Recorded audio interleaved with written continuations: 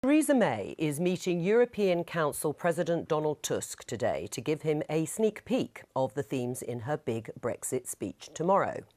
But hanging in the air will be the reaction on both sides of the Channel to the EU's draft withdrawal agreement, published yesterday, which set out the Commission's view of the legal consequences of December's deal on the first phase of negotiations.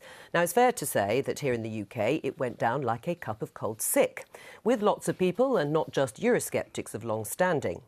The hostile response centred around the EU's fallback option to keep the Irish border open in the event of no deal, with the EU trying to put it in law that, if the talks collapse, Northern Ireland would remain bound to EU rules and regulations, even if Great Britain decided to go another way.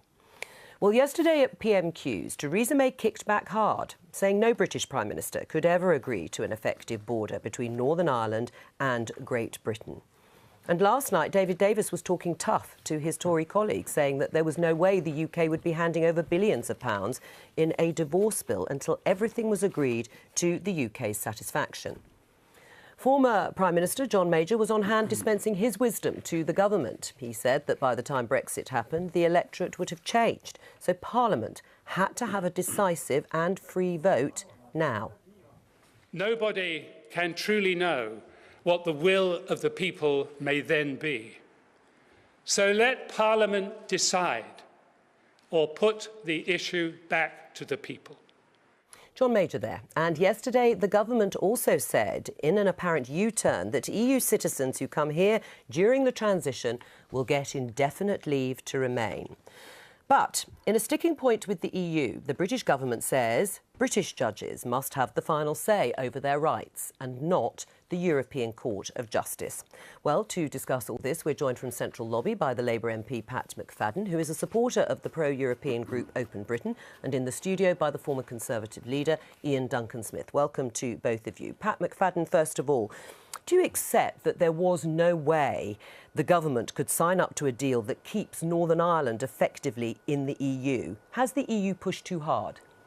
What the EU has done here is thrown down a gauntlet in a way to the government, and they've said there are three ways of meeting the commitments that you, the United Kingdom, agreed to in December. Remember, this is based on an agreement made just a matter of weeks ago in December, where the government agreed that there was a common body of EU law and policy that underpinned the Ireland economy between North and South, and that they would try to maintain that either by agreement or by this backstop option.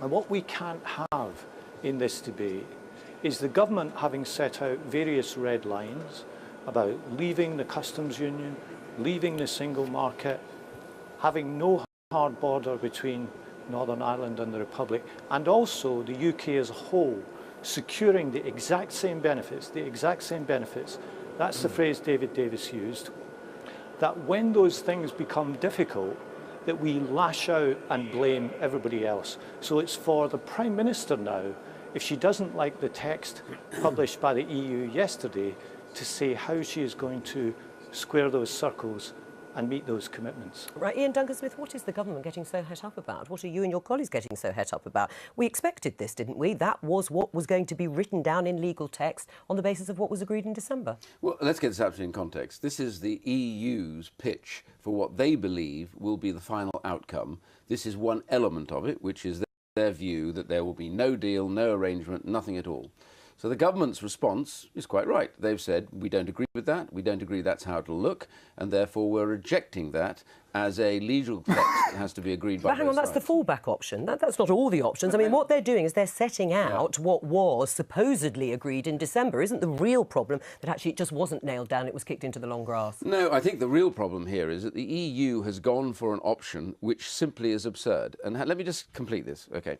Because right now, there is no need for that kind of border, that kind of problem, no matter what the arrangement is. And let me give you three very good examples why. One, they're unreported mostly by almost any channel that I'm aware of. The head of HMRC, the head of DEFRA have both appeared in front of the DEXU committee and others, and they were asked, whatever the outcome, do you believe we will have to have a hard border with checks? And they have both said no.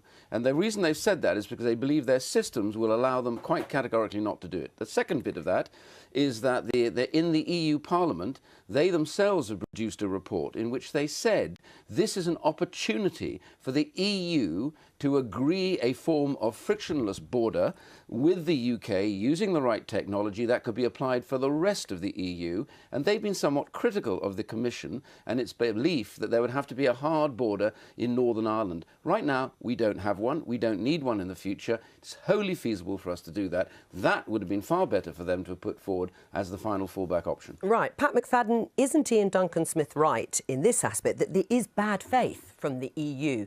It undermines the whole idea of the constitutional settlement of the United Kingdom, which they know the UK could never sign up to.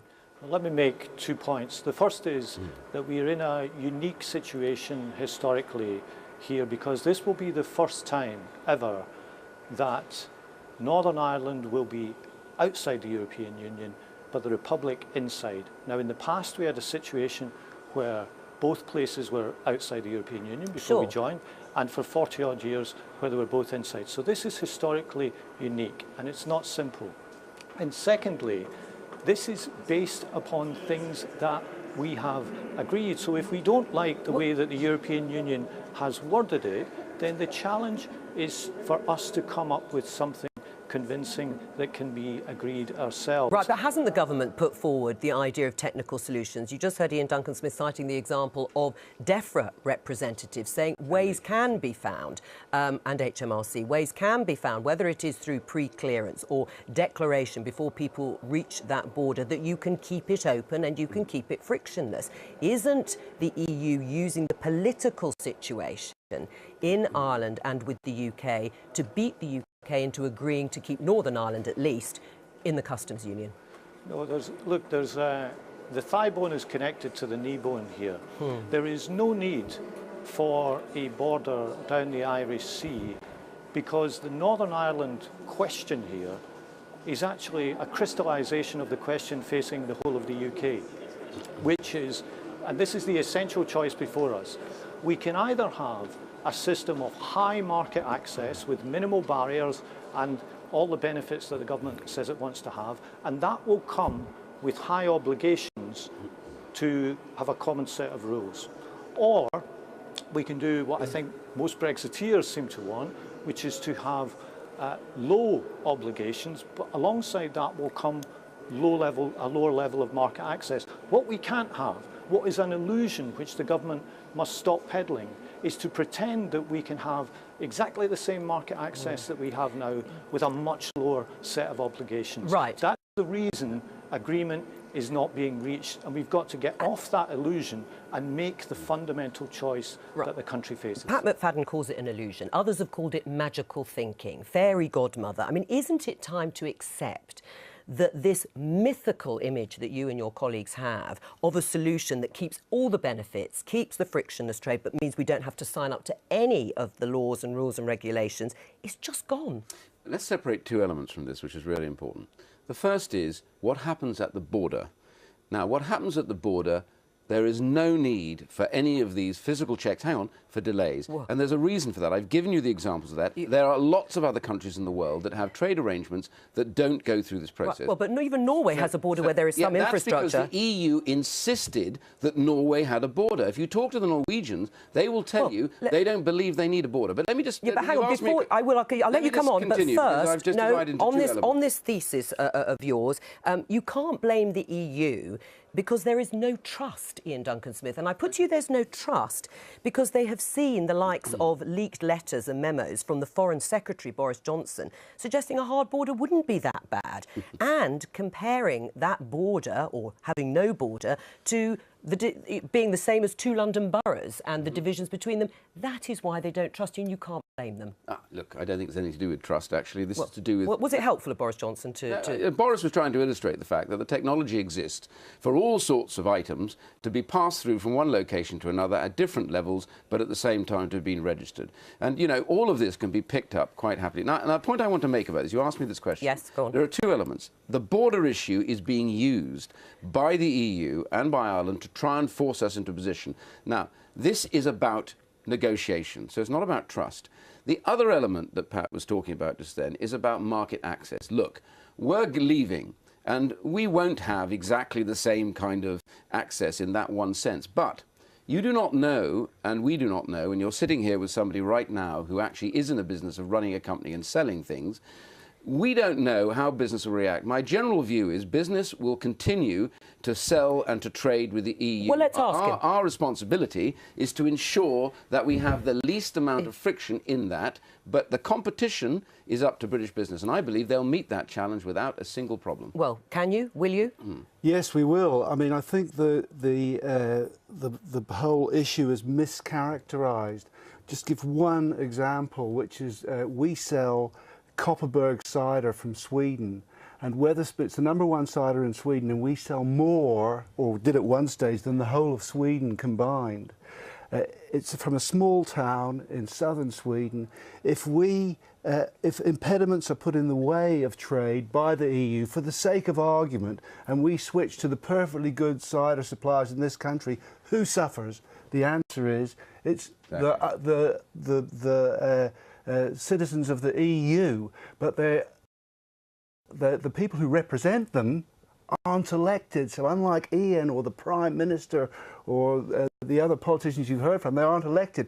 That's the difficulty. But it's not a case of the UK, people like us, lots of stuff from all around the world are going to struggle. We can immediately eliminate the customs duties, invisible, but everyone in the UK pays for them. Right. What do you say to that, Pat McFadden?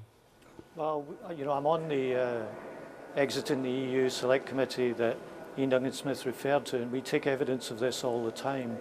And what we've been told is there is nowhere in the world which pulls out of a customs union in a way that we're proposing to, where that doesn't result in a border, including the border between Norway and Sweden, which is a high-tech border, but it's a border all the same, and there are checks all the same. We were even told by someone from Turkey recently that their trucks are held up for up to 2 days at the border. So I think there's a lot of people still need to be convinced that the government, this comes down to these incompatible red lines, where they've said they want absolutely no border in Ireland, but they also want to pull out of the common system of rules and customs duties that has helped to facilitate that over the years. Right. The government has failed to square that circle. And let me just say something else.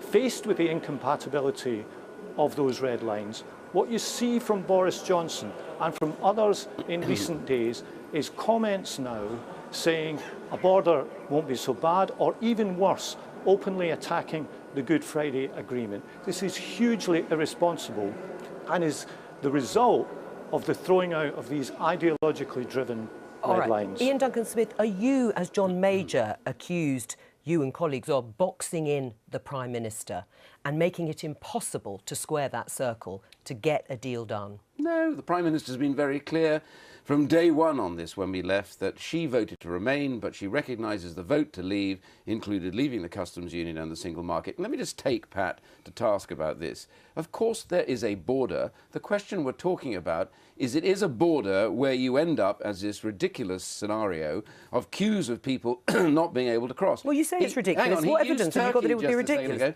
Turkey has a customs arrangement right now. They have an entry to the customs union because they've chosen to join it. Their recommendation, don't do a deal because these people don't stick by it. They have queues because the EU is imposing artificial problems for them at the border. My point here is what we're looking for, and this is why this is a nonsense, the EU has chosen to discuss all of these bits and pieces before they discuss a trade arrangement. Yeah, but that comes back to the issue of trust. They don't...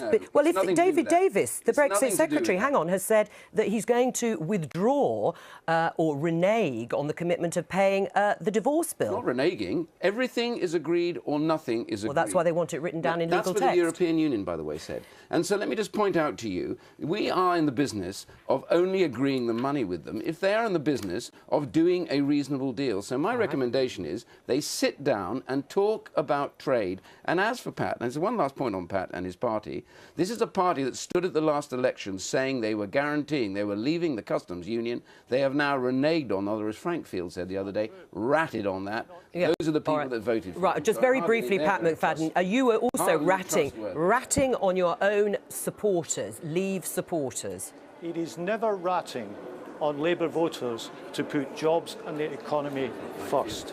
We did not stand on a platform saying that we'd pull out of the customs union. We stood on a platform saying we would try to maintain the benefits of the customs union and the single market. And this week, we put jobs and people's standard of living first. All right. We're the Labour All right. Party. Pat, That's what we're for. politics first. Pat McFadden, Iain Duncan Smith, thank you.